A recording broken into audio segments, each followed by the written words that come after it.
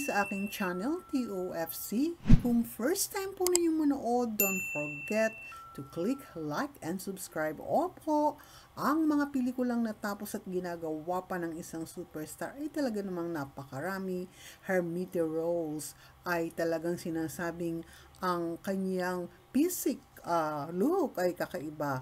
Ngunit look doesn't matter for as long as ang galing sa acting ang binibilang at tinitingnan, lalo na tayong mga true-blooded Noranians. Yes, ang talaga namang hinahangaan natin ay ang acting galing ng nag-iisa nating pambansang alagad ng sining. At eto nga, alinman sa dalawang pelikula, ito may maging Pieta o ang Mananambal, ay talagang ating aabangan at papanoorin.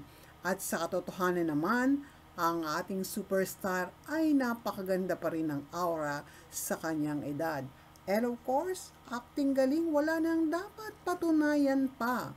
Narating na ang kataas-taasang national artist at ang hindi mabilang na mga international awards na iginawad dahil sa kanyang husay sa mga ginagampanang papel, anuman ito sa kanyang mga nagawang makabuluhan na pelikula.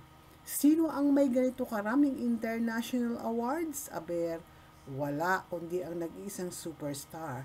At pag pinag-uusapan naman ang kagandahan, ang mga nagampan ng pelikula ng ating superstar ay naririyan at atin lamang balik-balikan.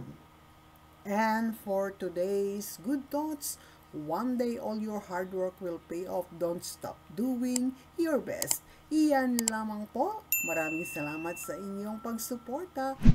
At wag po natin kalimutang life is beautiful.